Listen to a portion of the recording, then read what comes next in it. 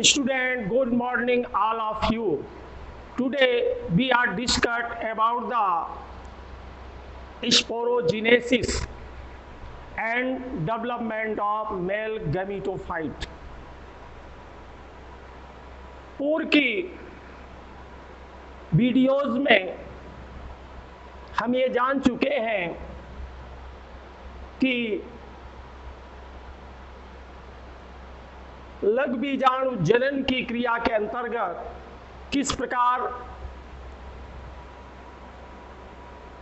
Microsporangium लघु बीजाणुधानी का विकास होता है। आज हम इसी संदर्भ में आगे लघु बीजाणु जनन की क्रिया को विस्तार से जानने की कोशिश करेंगे। विद्यार्थी, पूर्व में हम ये जान चुके हैं कि पराग कोश में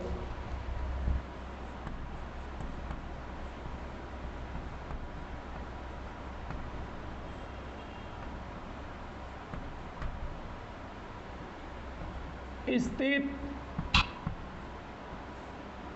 लघु बीजाणु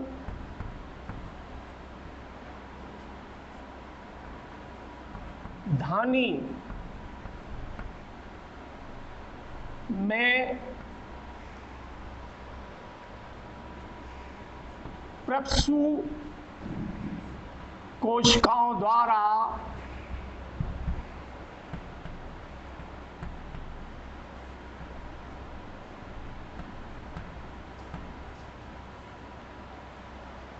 ही लघु बीजाणु जनन की क्रिया संपन्न होती है।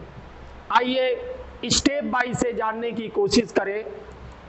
प्रपसी कोशिकाएं, इनमें एक परिणत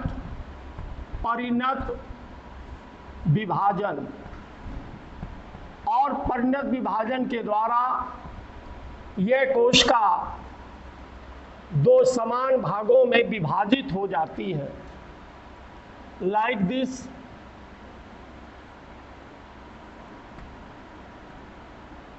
बाहर की कोशिका को प्राथमिक,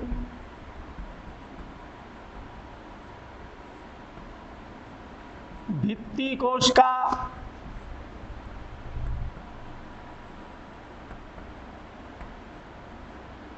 और अंदर पाई जाने वाली कोशिका को प्राथमिक,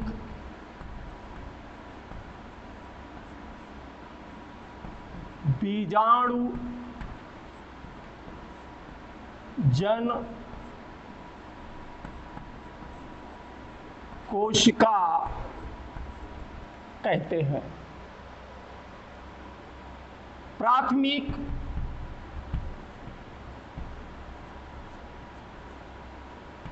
बीजाणु जन कोशिका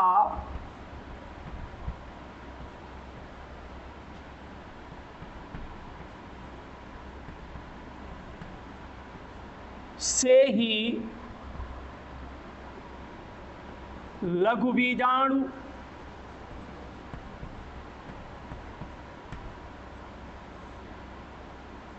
मात्र कोशिका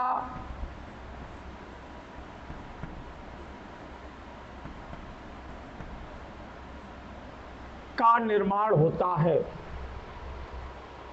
और लघु बीजाणु मात्र कोशिका में अर्धसूत्रण के द्वारा, इसमें अर्धसूत्रण होता है,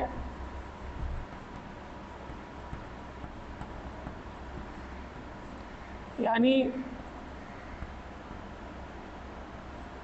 मियोसिस डिवीजन के द्वारा 4 माइक्रोस्पोर्स या लघु बीजाणु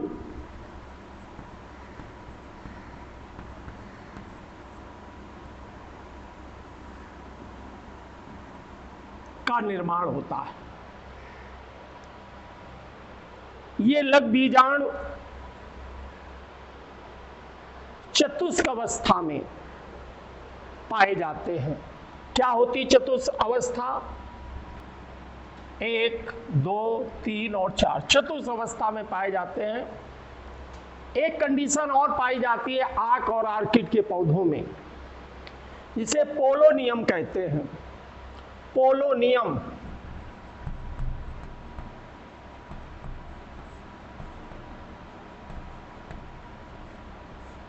इनमें क्या होता है कि जो ये 4 लग बीजाण होते हैं, यानी इनको हम परागकण कहें, ये संयुक्त होते हैं, एक साथ जुड़े हुए पाए जाते हैं और इस कंडीशन को कहते हैं पोलेनियम। और ये जो आप देख रहे हैं 4 जो परागकण आपस में जुड़े हुए हैं, इसको कहते चतुष्फलकी अवस्था। ज्यादातर पादपों में चतुष्फलकी अवस्था पाई जाती है, पोलेनियम अवस्था पाई जाती है आक और आर्किड के पादपों में। तो आइए हम ये जानने की कोशिश करें कि लग बीजाण जनन है क्या, इसे परिभाषा में कैसे लिखेंगे। तो पराग कोश में स्थित लग बीजाण धानी में लग बीजाण मात्र कोश का द्वारा अर्धसूत्रण के तहत अगुणित लग बीजाणुओं के निर्माण की प्रक्रिया को लग बीजाण जनन कहते हैं। ये जो लग बीजाण मात्र कोश का है, ये डिप्लॉइड है, डिप्लॉइड दुगुणित, और ये जो लग बीजाणु बन रहे हैं ये हैं अगुणित, हप्लाइड, अगुणित। ये दुगुणित कोशिका होती है अर्धसूत्रण के तहत। देखिए मियोसिस में हम सभी जानते हैं कि मियोसिस में मियोसिस फर्स्ट और मियोसिस सेकेंड, यानी अर्धसूत्रण फर्स्ट और अर्धसूत्रण सेकेंड। इसमें जो प्राथमिक अर्धसूत्रण है, इसमें गुणसूत्रों की संख्या आधी हो जाती है संतत कोशिकाओं में, लेकिन जो दूसरा अर्धसूत्रण होता है यह समसूत्री की तरह होता है, इसमें गुणसूत्रों की संख्या पुनः फिर आधी नहीं होती है। इस तरह एक लग बीजाणु मात्र कोशिका से 4 अगुणित लग बीजाणुओं का निर्माण होता है, और यही प्रक्रिया कहलाती है लग बीजाणु जनन, माइक्रोस्पोरोजिनेसिस। आइए अब हम आगे देखते हैं कि मेल गैमीटोफाइट का निर्माण कैसे होता है। नरयुग्मोद्भिद के विकास या निर्माण को जानने के पहले मुझे लघु बीजाणु, जिसको हम परागकण भी कहते हैं, इसकी संरचना को जान लेना बहुत आवश्यक है। तो आइए पहले हम देखते हैं परागकण की संरचना।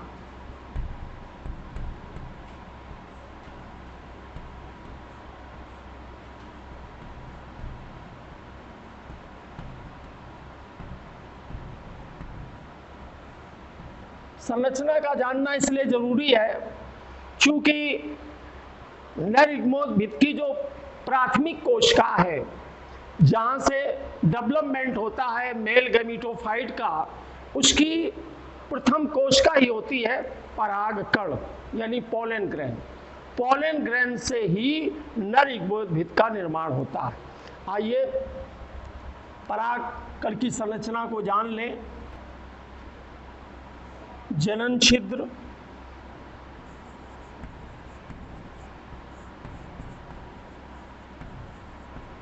इसी जनन छिद्र से संभवतः परागनलिका अंकुरित होकर के बाहर निकलती है।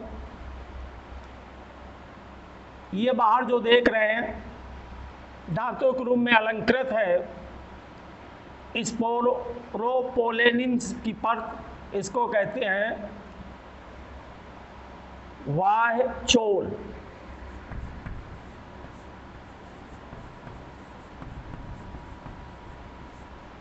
और ये निर्मित है स्पोरोपोलेनिन।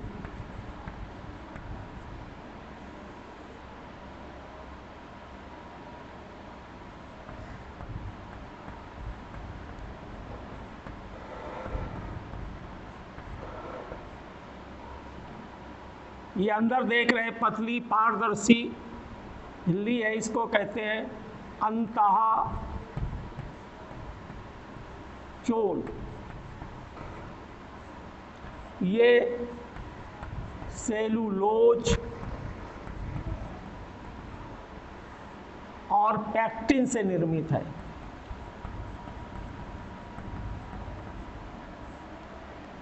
ये केंद्रक है,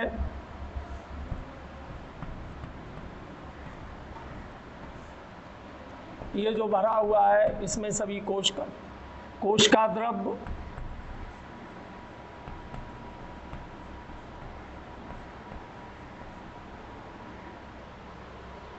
तो ये आप देख रहे हैं एक परागकण की संरचना है। और जनन छिद्र के बारे में जरा एक बात स्पष्ट हो जानी चाहिए कि दो बीजपत्री जो पादप होते हैं उनमें प्रायः 3 जनन छिद्र पाए जाते हैं और एक बीजपत्री पादपों में 1 जनन छिद्र पाया जाता है। जैसा कि मैंने पूर्व में बताया है कि वायचोल जो स्पोरोपोलेनिन रसायन से निर्मित एक आवरण होता है इसके ऊपर, और इसका काम है कि विषम परिस्थितियों में, प्रतिकूल परिस्थितियों में इस परागकण को सुरक्षित रखना, यानी परागकण के जो संरक्षण की क्रिया है, प्रिजर्वेशन रखने की क्रिया है, ये स्पोरोपोलेनिन के द्वारा ही संभव हो पाती है। इसके अलावा एक चीज और जान लें कि कुछ परागकणों के ऊपर ऊपरी परत पर एक तेली परत पाई जाती है, तेल का एक आवरण पाया जाता है और इस आवरण को कहते हैं पोलन किट। और यह पोलन किट जिन परागकणों के ऊपर पाया जाता है उन सभी पादपों में कीट के द्वारा परागण की क्रिया संपन्न होती है, अर्थात उनमें कीट परागण होता है। कभी कभी यह प्रश्न आता है कि पोलन किट क्या है, तो आप इस पर लिखेंगे कि कुछ परागकणों के ऊपर एक तेली परत पाई जाती है, इस तेली परत को ही पोलन किट कहते हैं। यह परत कीट परागण के लिए अनुकूलता प्रदान करती है, चूंकि चिपचिपी होती है और इसी के कारण जो परागकण है वो कीट की शरीर से चिपकने का कार्य करते हैं। आइए अब नर युग्मोद्भिद के विकास की प्रक्रिया को जानने की कोशिश करें। तो जैसा कि अब हम अध्ययन करने जा रहे हैं नर युग्मोद्भिद का विकास कैसे होता है, तो इसके पहले हमने आपको बताया कि परागकण से, या हम ये कहें कि लघु बीजांड से नर युग्मोद्भिद बनने की प्रक्रिया को, इसका एक नाम और है, ये डेवलपमेंट की क्रिया जो है यहां से प्रारंभ होती है।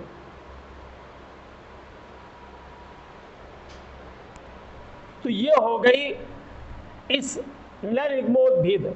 अब एक प्रश्न ये उठता होगा कि नर युग्मोद्भिद होता क्या है। एक्चुअली आप इसको स्पष्ट कर लें कि अंकुरित जो परागकण होता है जिसमें परागनल का निकली हुई हो, अंकुरित परागकण को ही कहते हैं युग्मोद्भिद। और युग्मोद्भिद की प्रथम कोशिका होती है परागकण, यानी परागकण ही नर युग्मोद्भिद की प्रथम कोशिका कहलाती है। देखिए इसमें जो नर युग्मोद्भिद है, यानी हम ये कहें कि नर युग्मोद्भिद का निर्माण परागण के पूर्व हो जाता है, ऐसा वैज्ञानिकों का मानना है।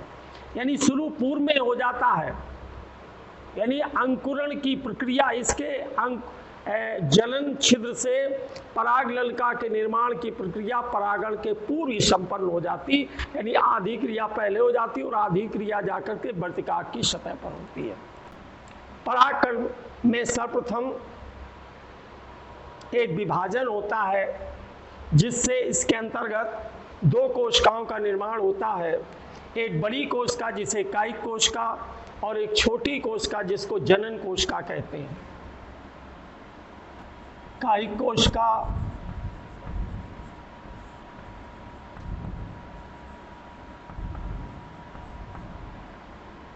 ये हो गई जनन कोशिका,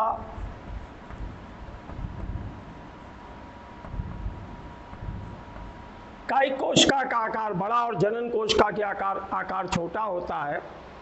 कायिक कोशिका में भोज पदार्थ अधिक मात्रा में संचित होते हैं और आरएनए पाया जाता है, जबकि जनन कोशिका में डीएनए, आरएनए और भोज पदार्थ की कम मात्रा पाई जाती, लेकिन अन्य कोशिकांग इसमें पाए जाते हैं। सबसे पहले इसके बाद क्या होता है कि कायिक कोशिका, इस कायिक कोशिका और कायिक कोशिका में पाए जाने वाला केंद्रक, जिसे कायिक केंद्रक कहते हैं, इसका काम है परागनलिका का निर्माण करना। और उसी निर्माण की वजह से इसके पास जो भोज पदार्थ है वो अधिक मात्रा में संचित होता है।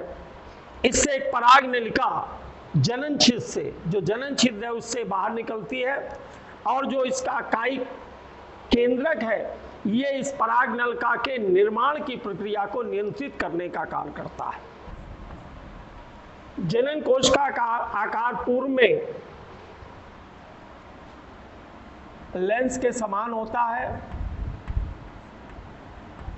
और जैसे इसका खिंचाव परागनलिका की तरफ होती तो इसका आकार गुंबदाकार हो जाता है, और कुछ समय के पश्चात यह जनन केंद्रक भी परागनलिका में आ जाता है। यहाँ पर एक बात विद्यार्थियों स्पष्ट कर दें कि वैसे तो परागकण में 3 जनन छिद्र पाए जाते हैं, लेकिन जो परागनलिका है वो किसी एक जनन छिद्र के द्वारा ही बाहर निकलती है। शेष 2 जो जनन छिद्र होते हैं उनका किसी भी तरह का फिर कोई इसमें महत्वपूर्ण रोल या कार्य नहीं रह जाता है।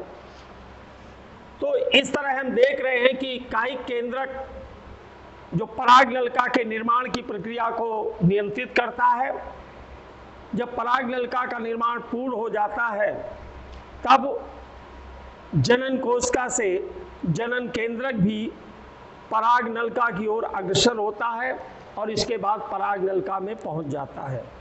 इस जनन केंद्रक में एक समसूत्री विभाजन होता है, जिससे समसूत्री विभाजन के द्वारा 2 नर युग्मकों का निर्माण संपन्न हो जाता है।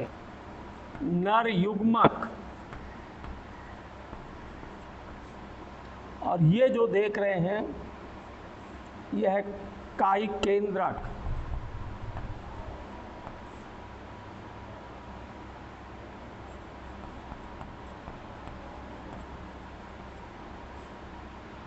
और इस प्रकार जो आप देख रहे हैं ये पूरी तरह से है नर युग्मोद्भिद, यानी पूर्ण रूप से जिसमें अंकुरित हो जाता है परागकण, 2 नर युग्मकों का निर्माण हो जाता है, परागनलिका का निर्माण हो जाता है। इस प्रकार जो अंकुरित परागकण होता है उसी को कहते हैं नर युग्मकोद्भिद, और ये हो गया नर युग्मकोद्भिद।